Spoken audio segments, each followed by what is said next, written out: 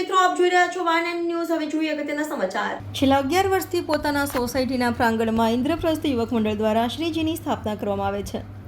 સમગ્ર સોસાયટી હળીમળી શ્રીજીને ઉત્સાહભેર ઉજવણી કરે છે। 10 દિવસના આતિથ્ય માંડ્યા બાદ આજે ઇન્દ્ર યુવક મંડળના ઇન્દ્રપ્રસ્થના રાજાનું ઉત્સાહભેર ઉજવણી સાથે વિસર્જન યોજવામાં આવ્યું, જેમાં સોસાયટીના મોટી સંખ્યામાં લોકો ઉપસ્થિત રહ્યા અને ગણપતિ બાપા મોરિયા વર્ષી લોકરિયા જય ઘોષ સાથે બાપાને આખરી વિદાય આપવામાં આવી હતી। પોતાની આગવી ઓળખ ધરાવતો એવું ઇન્દ્રપ્રસ્થ યુવક મંડળ દ્વારા છેલ્લા 9 વર્ષથી કૃત્રિમ તળાવની સ્થાપના કરેલ છે, જેમાં વડોદરાના અન્ય કોઈ વિસ્તારોમાં પોતાના નિવાસસ્થાને શ્રીજીની સ્થાપના કરતા લોકો માટે અનોખી રીતે આ કુંડમાં વિસર્જન કરવાની સહુલિયત પૂરી પાડે છે। વિસ્તારના તેમજ વડોદરાના અનેક લોકો આ કૃત્રિમ તળાવમાં પોતાના શ્રીજીની ઘરે સ્થાપિત કરેલી પ્રતિમાનું વિસર્જન કરવામાં આવે છે, ત્યારે ઇન્દ્રપ્રસ્થ યુવક મંડળ દ્વારા તે લોકો માટે અલાયદી વ્યવસ્થા પણ પૂરી પાડવામાં આવે છે। ઇન્દ્રપ્રસ્થ યુવક મંડળ દ્વારા માટીની શ્રીજીની પ્રતિમા માટે ઉત્તમ વ્યવસ્થા કરવામાં આવી છે, જ્યારે માટીની પ્રતિમા પાણીમાં વિસર્જિત કરવામાં આવે છે। ફિલ્ટરેશન પ્લાન્ટ દ્વારા માટી અલગ કરીને પાણી ફરીથી વાપરી શકાય તેવી ટેકનોલોજી શોધી કાઢી છે, જ્યારે પોતાના શ્રીજીના પ્રતિમા ઉપર પુષ્પ તેમજ પુષ્પહાર એટલે નિર્માલ્યને પણ સૂકા અને ભીના સેગ્રીગેશન સાથે તેનામાંથી ખાતર બનાવવાની પદ્ધતિ શોધી કાઢી પર્યાવરણલક્ષી કાર્ય કરવામાં આવે છે। જ્યારે આજે વડોદરાના પોલીસ કમિશનર પૂર્વ સાંસદ રંજનબેન ભટ્ટ ઉપસ્થિત રહ્યા હતા અને આરતી કરી હતી। ગણપતિ બાપા મોરિયા આવતા વર્ષે જલ્દી આવજો અને નારા સાથે ગણપતિ વિસર્જન કરવામાં આવ્યો હતો। Reporter Rahul Rajput, van and news, Vadodara.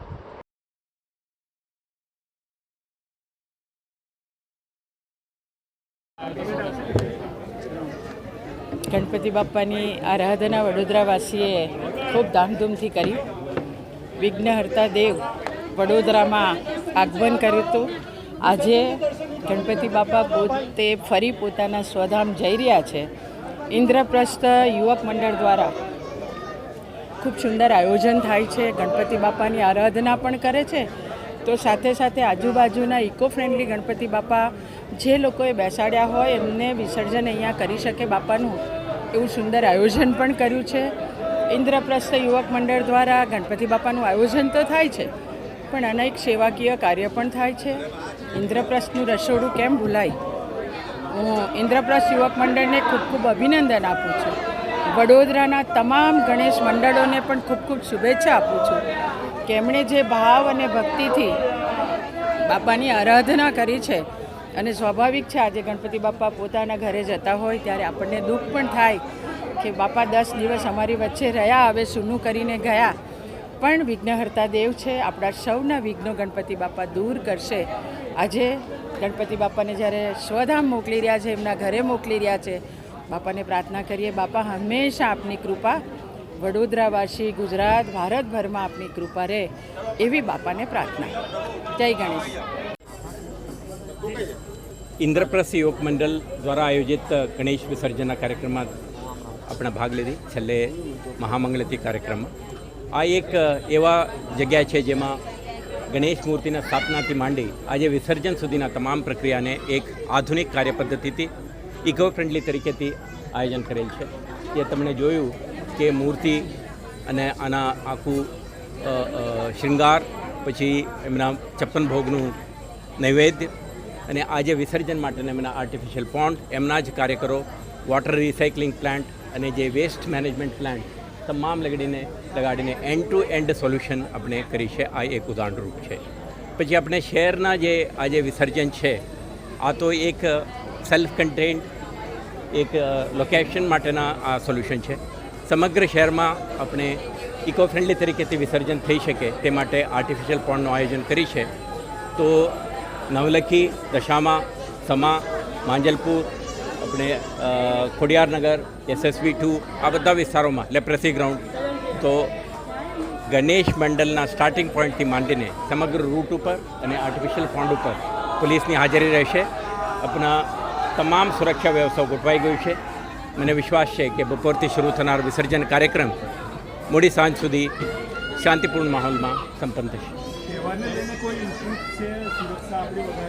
જે કંઈ આપણે ઇનપુટ છે, શહેરમાં શાંતિ સુવ્યવસ્થાની જાળવણી માટે જે કંઈ પગલાઓ ભરવાની છે, આ તમામ પગલાઓ શહેર પોલીસ દ્વારા ભરવામાં આવી રહ્યું છે, અને कोई पण प्रकारनी criminal anti social elements disruptive element अपना हेतु पार पाड़ी ना शके ते माटेना पोलीस विभागनी तमाम तैयारीओ छे। सुरक्षित माहोलमां श्रीजीनुं विसर्जन प्रक्रिया संपन्न थशे। आभार। આજે વિસર્જન છે, પોલીસ કમિશનર આવ્યા હતા, શું કહેશો આજના વિસર્જન દિવસે? ઇન્દ્રપ્રસ્થ યુવક મંડળ એ સામાજિક હોય કે ધાર્મિક એની એક અલગ રીતે ઉજવણી કરતું હોય છે. છેલ્લા 10 દિવસથી ગણપતિ દાદા અમારું આતિથ્ય માની રહ્યા હતા. છેલ્લા 5 વર્ષથી અમે એક સ્પેશિયલ ડિઝાઇન કરી અને જર્મનીથી એક કુંડ તૈયાર કર્યો છે, જેમાં માટીની મૂર્તિ વિસર્જિત થાય. લગભગ વડોદરાની 2500થી 3000 મૂર્તિઓ આ કુંડમાં વિસર્જિત થાય છે. આજે વિસર્જિત કરવા આવેલા ભક્તો માટે પણ અમે અહીંયા જમવાની વ્યવસ્થા પણ કરેલી છે. એમાં જે ફૂલ અને પૂજાપો હોય છે એને રિસાયકલ કરી એનું ખાતર બનાવીએ છીએ. અને આ વર્ષે એક વોટર ટ્રીટમેન્ટ પ્લાન્ટ પણ અમે અહીંયા પ્રસ્થાપિત કર્યો છે, જેનાથી આ પાણી રિસર્ક્યુલેશન થશે અને માટી અલગ થઈ જશે, એટલે ઝીરો એન્વાયરમેન્ટમાં મૂર્તિ વિસર્જિત થશે. આપણા બરોડાના કમિશનર સાહેબ 2 દિવસ પહેલાં અહીંયા વિઝિટ માટે આવ્યા હતા અને આ બહુ પ્રભાવિત થઈ ગયા અને આજે એ પણ અમારી સાથે આરતીમાં સામેલ થયા છે. એનો અમને ખૂબ જ આનંદ છે. આપના માધ્યમ દ્વારા વડોદરાવાસીઓને વિનંતી કરું કે બને ત્યાં સુધી માટીની મૂર્તિ જ પ્રસ્થાપિત કરે, એની પૂજા કરે અને આવા કુંડમાં વિસર્જિત કરે, જેથી જે એન્વાયરમેન્ટનો આજે દેશ અને દુનિયાનો પ્રોબ્લેમ છે એ દૂર થઈ શકે. Subscribe now and press the bell icon. Never miss an update.